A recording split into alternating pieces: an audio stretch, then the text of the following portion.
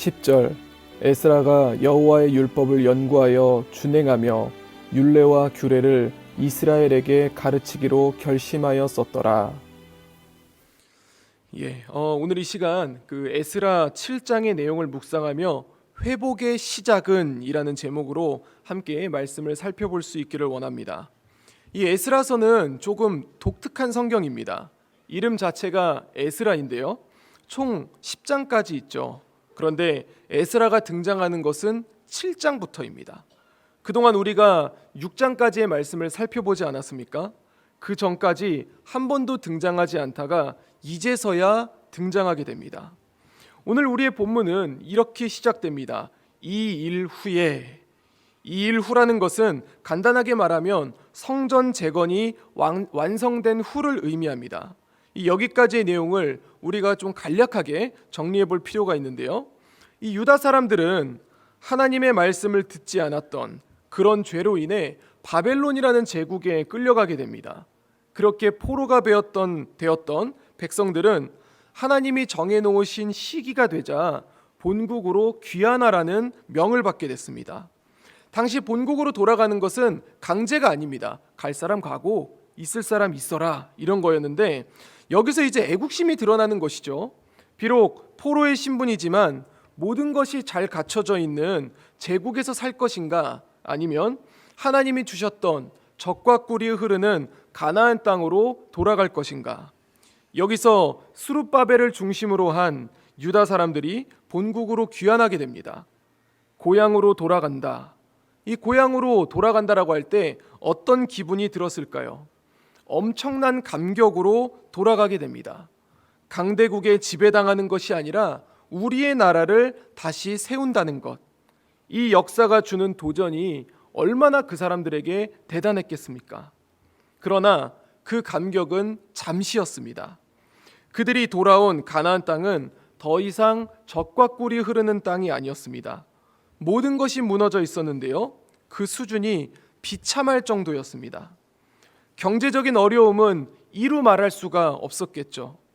그렇지만 그것만 어려운 게 아니었습니다. 경제가 어려워도 뭔가 다 같이 으쌰으쌰 우리 이제 힘내보자 라고 하면은 어떻게든 이겨낼 수 있지 않습니까? 이 그들에게 있어서 힘을 합치며 하나가 될 수 있는 상징이 성전을 다시 짓는 것이었거든요. 성전을 재건했어야 했는데 이 사마리아에 정착했던 이방인들이 그거를 너무 심하게 방해를 했던 거예요.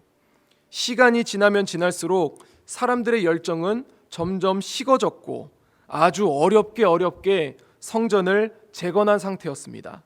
사랑하는 성도 여러분, 지금 이스라엘의 상황이 어땠을까요? 성전이 재건되었어도 경제적으로, 정치적으로 나아진 게 하나도 없는 그런 상황이었습니다. 그런 가운데 하나님은 오늘 본문의 주인공인 에스라를 필두로 하여 2차 포로 귀환을 준비하셨습니다.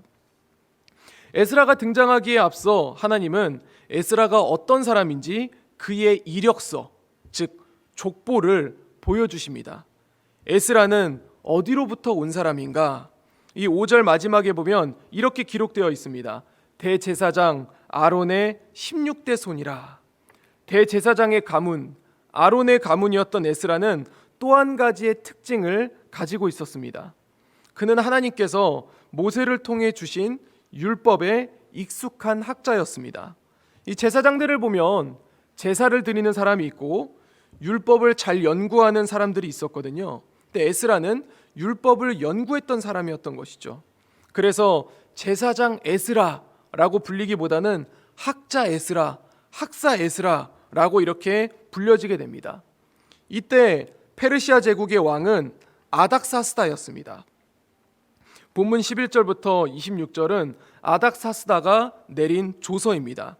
이 조서는 이런 내용들을 담고 있습니다. 간단하게 정리를 하면요, 이 율법을 존중하는 내용들, 그리고 유다 종교 풍습에 대한 이해, 예배에 대한 제정을 보조하는 내용, 성전 종사자들에 대한 면세 조처를 담고 있습니다. 쉽게 이야기하면 이 유다라는 국가가 다시 잘 일어설 수 있도록 도와주는 내용입니다. 그런 후에 아닥사스다 왕은 이렇게 말합니다. 26절입니다. 무릇 내 하나님의 명령과 왕의 명령을 준행하지 아니하는 자는 속히 그 죄를 정하여 혹 죽이거나 귀양 보내거나 가산을 몰수하거나 옥에 가둘지니라 하였더라. 적극적으로 밀어주는 아닥사스다의 조서입니다. 이 조서를 받은 에스라는 어떻게 했을까요?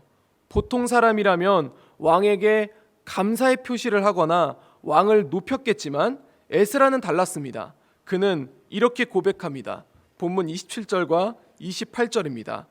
우리 조상들의 하나님 여호와를 송축할지로다. 그가 왕의 마음에 예루살렘 여호와의 성전을 아름답게 할 뜻을 두시고 또 나로 왕과 그의 보좌관들 앞과 왕의 권세 있는 모든 방백의 앞에서 은혜를 얻게 하셨도다. 내 하나님 여호와의 손이 내 위에 있으므로 내가 힘을 얻어 이스라엘 중에 우두머리들을 모아 나와 함께 올라오게 하였노라. 아멘. 오늘 본문에 처음 등장한 에스라는 하나님의 통치를 볼 수 있는 사람이었습니다. 경제적으로, 제도적으로 남유다를 밀어주는 것은 아닥사스다 왕이 아니라 하나님이 왕에게 그런 마음을 주셨다라는 것입니다. 그렇기 때문에 에스라는 왕을 찬양한 것이 아니라 왕에게 그런 마음을 주신 하나님을 찬양하게 됩니다. 사랑하는 성도 여러분, 이제 에스라는 본국으로 귀향을 하게 됩니다. 본국에는 성전이 지어지기는 했지만 아무것도 없는 상태입니다. 사람들은 처음 열정과 달리 이 마음이 많이 무너진 상태였으며 경제적으로, 정치적으로 힘들다 보니 하나님 나라를 세운다기보다는 생존하기 위해 살아갔습니다. 자신들이 왜 바벨론으로 끌려왔는지 알고 있었지만 현실에 부딪히자 그들도 그들의 조상들과 같은 길을 걸으려고 했던 것이죠. 정리하면 지금 본국에는 그 무엇보다 회복이 필요한 시기였다는 것입니다. 그런 그들을 생각하며 이 에스라는 이와 같은 결심을 하게 됩니다. 본문 10절입니다. 우리 10절을 함께 한번 읽어봤으면 좋겠습니다. 10절입니다. 에스라가 여호와의 율법을 연구하여 준행하며 율례와 규례를 이스라엘에게 가르치기로 결심하였었더라. 아멘. 여호와의 율법을 가르치기로 결심하였더라. 주 안에 사랑하는 성도 여러분, 회복을 위해서 우리에게 가장 먼저 부어져야 할 것은 바로 하나님의 말씀인 줄로 믿으시기 바랍니다. 우리는 솔직히 인정해야 됩니다. 이 코로나로 인해 많은 것들이 무너졌습니다. 우리의 사역도 무너졌고, 우리의 기도도 무너졌고, 우리의 예배도 무너졌고, 너무 안타깝지만 하나님을 향한 우리의 마음도 무너졌습니다. 다시 회복해야 할 것들이 너무나도 많습니다. 누구나 회복해야 한다는 것은 알고 있습니다. 이대로 가서는 안 된다고 다들 생각합니다. 하지만 우리는 우리 앞에 놓여져 있는 이 생존의 문제로 인해 신앙의 회복을 점점 더 뒤로 미루는 것이 우리의 현실입니다. 오늘 주님은 우리에게 무엇을 말씀하고 싶으신 것일까요? 주님의 교회를 세우고자 하는 귀한 사명을 받고 포부를 가지며 이 세상으로 나아갔던 우리들이 현실의 벽에 부딪혀 하나님 나라에 대한 마음이 점점 식어져 가는 모습, 그 모습 가운데 회복을 위해 가장 먼저 시작되어야 될 것, 우리의 심령에 하나님의 말씀이 부어져야 한다는 것을 말씀하고 계시는 거 아닐까요?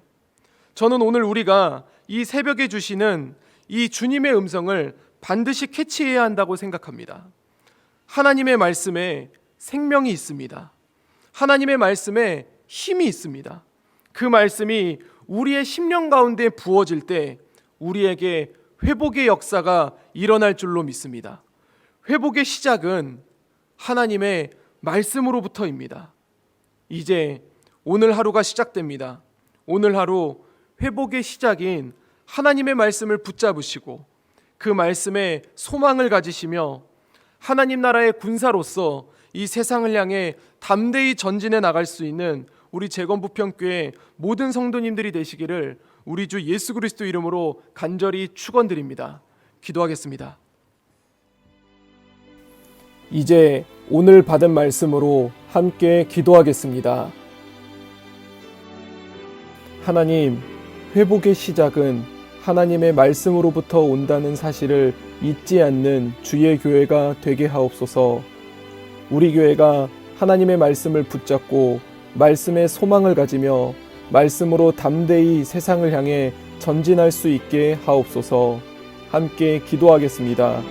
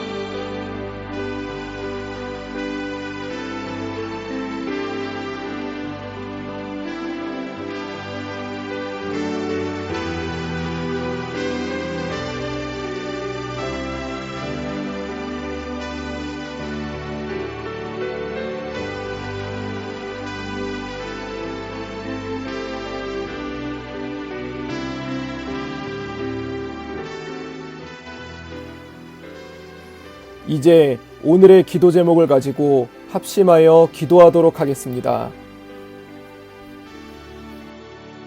첫 번째 기도 제목입니다. 우리나라에 새로운 대통령이 선출되었습니다. 새롭게 뽑힌 대통령 가운데 하나님의 축복이 임하게 하옵소서. 국민들의 마음을 돌아보고 나라의 평화와 발전을 위해 헌신하는 대통령이 되게 하옵소서. 함께 기도하겠습니다.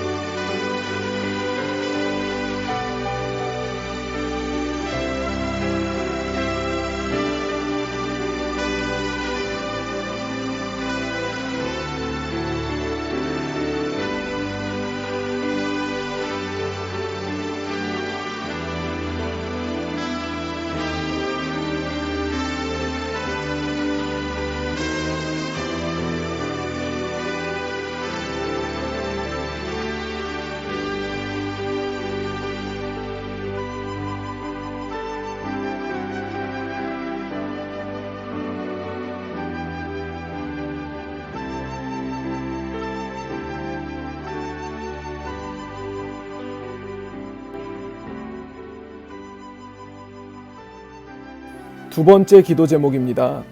선거 결과가 나왔습니다. 내가 지지하던 지지하지 않던 이제 새롭게 뽑힌 대한민국의 대통령입니다. 나라의 지도자로서 존중하고 국가 운영을 잘할 수 있도록 기도하는 우리 모두가 되게 하옵소서.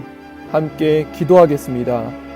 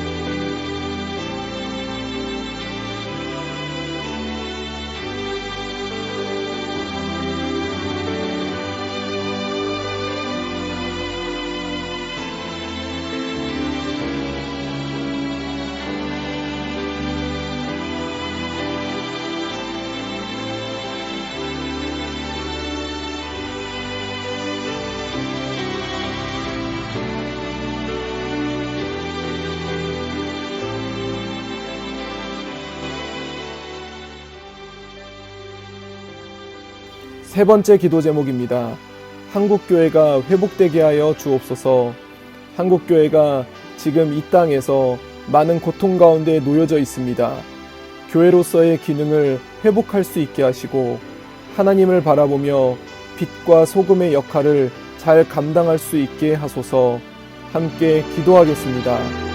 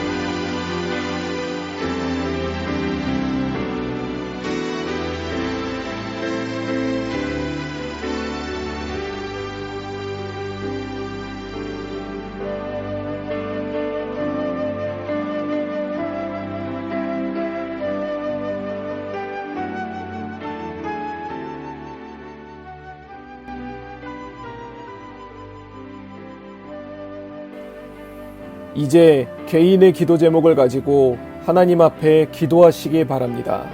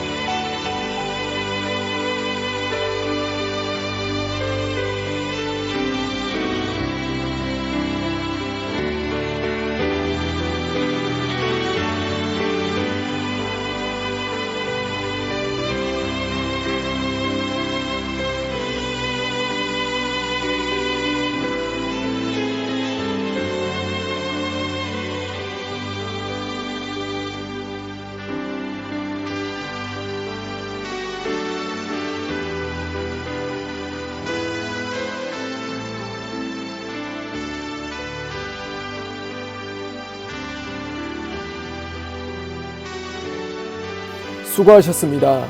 오늘도 하나님의 인도하심 가운데 승리의 하루를 보내시는 우리 재건부평교회 모든 성도님들이 되시기를 주님의 이름으로 축복합니다.